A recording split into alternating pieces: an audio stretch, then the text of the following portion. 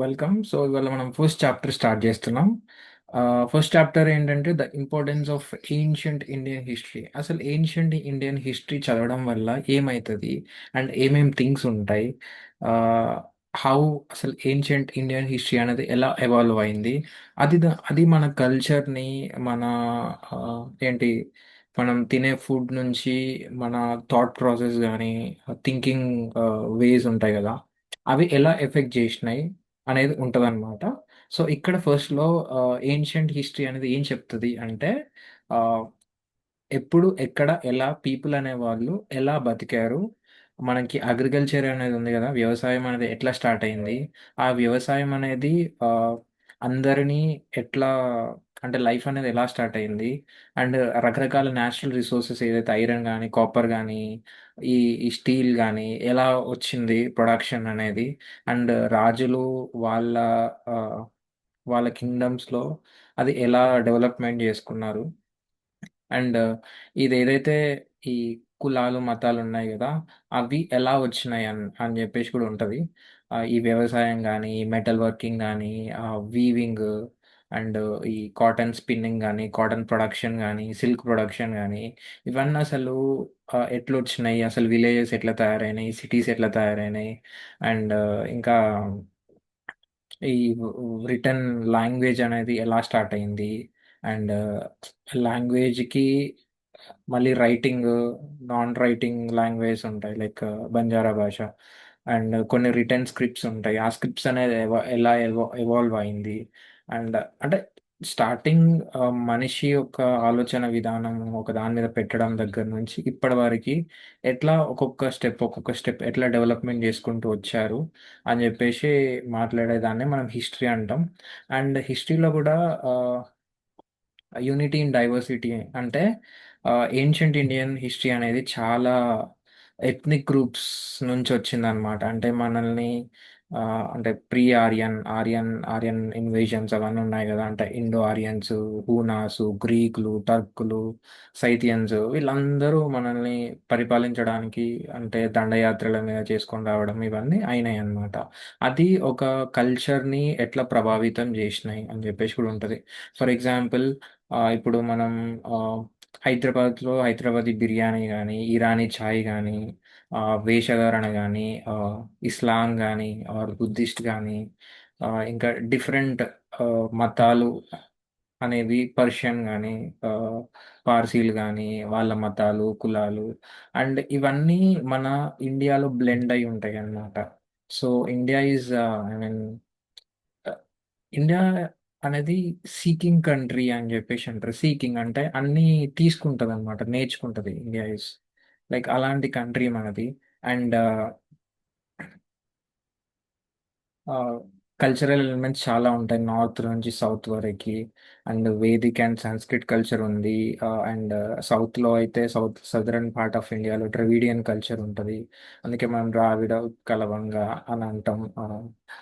And Tamil culture ఉంటది. చాలా temples and ఈ రకరకాల భాషలు పాలి, ప్రాకృత్, సాంస్క్రిట్ అండ్ తమిళనాడులో చూస్తే సంగం లిటరేచర్ 300 బీసీలో అండ్ చాలా లాంగ్వేజెస్ గూడా లైక్ రకరకాల లాంగ్వేజ్ డిస్టింక్షన్స్ ఉంటాయి. అంటే సాంస్క్రిట్‌కి సంబంధించిన పదాలు చాలా తెలుగులో కనిపిస్తాయి. తెలుగులో ఉన్న పదాలు హిందీలో కనిపిస్తాయి. హిందీలో ఉన్న పదాలు పంజాబీలో కనిపిస్తాయి. తెలుగులో ఉన్న పదాలు తమిళ్‌లో కనిపిస్తాయి. మలయాళంలో కనిపిస్తాయి. ఇట్లా రకరకాలమైన భాషలు ఉన్నప్పటికీ మనకి అంటే ఒకదానికి ఇంకో దానికి లింక్ ఉంది అని జెప్పేసి తెలుస్తది అని జెప్పేసి ఫస్ట్ పారాగ్రాఫ్‌లో ఇచ్చారు. ముండార్ ఆహ్, కొలారియన్ లాంగ్వేజ్ గూడా నేర్చుకున్నారు చాలామంది ప్రజలు. అండ్ ఆరియన్ లాంగ్వేజ్ జూసుకుంటే ఆరియన్ లాంగ్వేజ్ కన్నా ముందు ముండా లాంగ్వేజెస్ ఉండేటియి.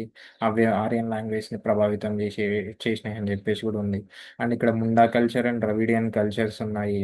అండ్ చాలా ఫొనెటిక్స్ అంటే పదాలు మాట్లాడేటప్పుడు వచ్చే సౌండ్స్, వొకాబులరీ ఇవన్నీ గూడా ద్రవిడియన్ ఇన్‌ఫ్లూయెన్స్ ఆహ్, ఎంతగానో ఉందో ముండా ఇన్‌ఫ్లూయెన్స్ గూడా అంతే ఉంది. మిగతా సంస్కృతిక్ కానీ అదర్ లాంగ్వేజెస్ మీద.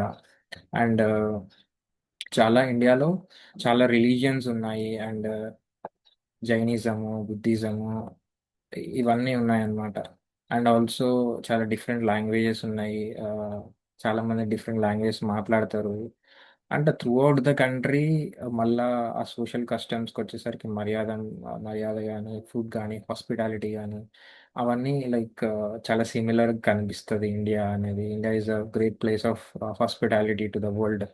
అండ్ ఇంకోటి ఆహ్, మన ఇండియాకి భరతవర్ష అనే పేరు వచ్చింది. ఎందుకంటే భరత్ అనే రాజు పరిపాలించేవాడు. భరత ఈజ్ అ క్లాన్ ఆఫ్ ఈ పాండవాస్‌కి సంబంధించిన పూర్వీకులు అని చెప్పేసి చెప్తారు. భరత వంశం అని చెప్పేసి, భరత వర్షం అని కూడా భరత వర్ష అని చెప్పేసి.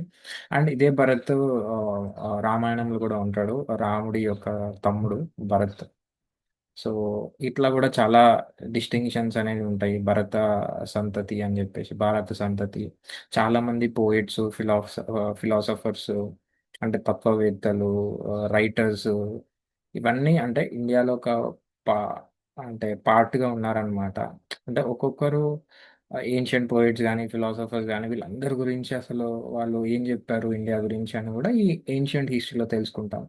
అండ్ మన ల్యాండ్ అనేది హిమాలయాస్ నుంచి ఒక ఇండియన్ హిమాలయాస్ నుంచి కింది వరకి అండ్ చాలామంది ఆహ్, కోప్ కుమారిన్ అనే కింగ్ గూడా ఉన్నాడు. అండ్ బ్రహ్మపుత్ర ఈస్ట్‌లో బ్రహ్మపుత్ర ఉంది, గంగా ఉంది, గోదావరి ఉంది. చాలామంది చక్రవర్తులు వచ్చిల్లు, పోయిర్రు.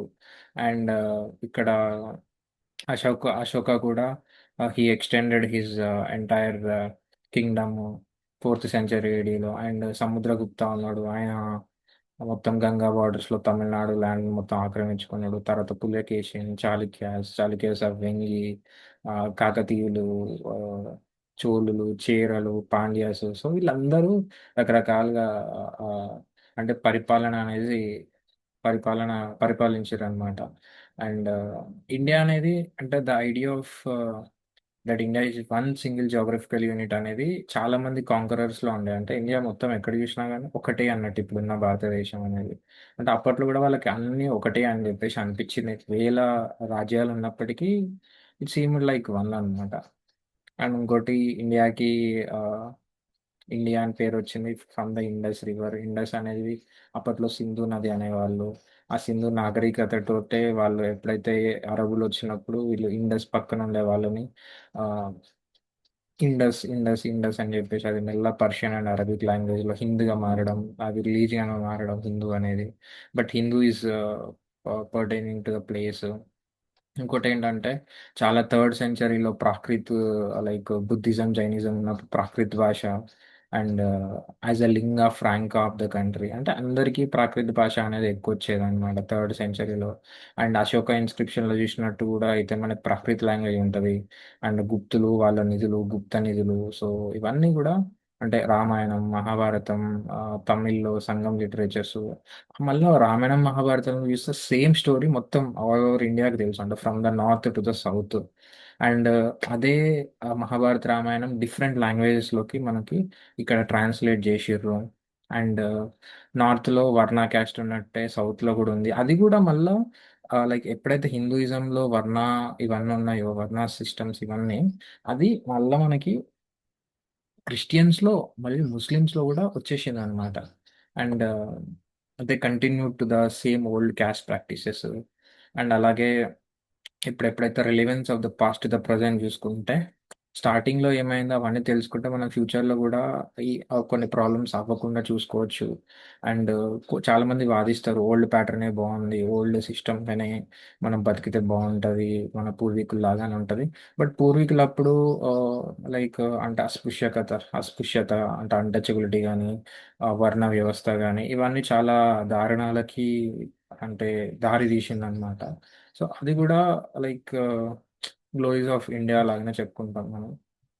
అండ్ ఆహ్, ఇప్పుడు చాలా టెక్నాలజీ వచ్చింది. బట్ అప్పుడున్న టెక్నాలజీ ఈ ఇప్పుడున్న టెక్నాలజీని అసలు బీట్ చేయలేదు. ఎందుకంటే ఎప్పుడున్న కాల పరిమితిని బట్టి దానికుంటది. అండ్ ఈ శూద్రాసు, అన్‌టచబుల్సు అవన్నీ లైక్ ఎంటైర్ వరల్డ్‌కి ఆర్ మోడర్న్ మైండ్ ఇప్పుడున్న అంటే ఆలోచన విధానానికి షాక్ కలిగిస్తదనమాట. అంటే నిజంగా మనుషులు పక్కింటి ఒకవేళ వాళ్ళు క్షుద్రులో వాళ్ళు వీళ్ళు నడుచుకుంటూ పోతే వీళ్ళందరూ డోర్‌లేసుకునేదా? లేకపోతే వాళ్ళు సౌండ్ కొట్టుకుంటా పోవడమా? లేకపోతే వాళ్ళు పాదుకలు ఐ మీన్ చెప్పులేసుకోకుండా పక్కా నడవాలా? అండ్ చాలా చోట్ల ఆ వాటర్ అనేది ఎవరు టచ్ చేయకూడదు. అండ్ శూద్రులు టచ్ చేయకూడదన్న రూల్స్. అండ్ ఇలా మన అంబేద్కర్ రోల్ ఆఫ్ అంబేద్కర్ దీంట్లో అండ్ ఆయన ఆలోచన విధానం చాలా అంటే ఎంటైర్ భారతదేశాన్ని ఎలా ప్రభావితం చేసింది పాజిటివ్‌గా. సో, ఇవన్నీ గూడా మనకి ఏన్షియంట్ హిస్టరీలో ఉంటాయి. అండ్ ఇట్లే గాకుండా ఎంత మనం మోడర్న్‌గా చదువుకున్నా గానీ, మన ఓల్డ్ నార్మ్స్ గానీ, వాల్యూస్ గానీ, పెద్దలకు రెస్పెక్ట్ గానీ, ఇవన్నీ ప్రతి ఒక్క ఇండియన్ మైండ్‌లో అనేది ఇంప్రింట్ అయిపోయిందనమాట. అవన్నీ ఈజీగా మనం తుడిచిపెట్టడానికి లేదు. కాస్ట్ సిస్టమ్ గానీ, నార్మ్స్ కానీ, రూల్స్ కానీ ఇవన్నీ. అండ్ ఇప్పటికీ మనకి కాస్ట్ బ్యారియర్స్ అండ్ ప్రిజుడీస్ అంటే ఆలోచన విధానంలో కొంచెం అంటే బయాస్‌గా ఉండడము. దాన్ని ప్రిజుడీస్ అనమాట. అంటే ప్రిజుడీస్ అంటే వీడితో "ఏహే! ఇది కాస్ట్ ఏంది చాలా తక్కువ, అది ఎక్కువ" అని చెప్పేసి ఒక ఉంటది కదా! అంటే దాన్ని ప్రిజుడీస్ అంటామనమాట. అండ్ ఇప్పటికి గూడా ఆహ్ ఈ చాలామంది ఎడ్యుకేటెడ్ పర్సన్స్ కూడా డిగ్నిటీ ఆఫ్ మాన్యువల్ లేబర్ గానీ, అండ్ అవన్నీ వీటి మీద ప్రిజుడీస్ ఇంకా ఉన్నది. ఇంకా కాస్ట్ మీద ప్రిజుడీస్ ఉన్నది. అండ్ ఉమెన్ మీద గూడా ప్రిజుడీస్ ఉంది. ఇంకా మనకి రీసెంట్‌గా చూసుకుంటే లైక్ ఉమెన్ రిజర్వేషన్ బిల్ అనేది ఫెయిల్ అయింది. సో, అండ్ ఉమెన్ ఎందుకు పాలిటిక్స్‌లో అసలు ఉమెన్‌కి ఏం పని అనే ఒక అంటే తక్కువ ఆలోచన విధానం అనేది ఇంకా కొనసాగుతూ ఉన్నది.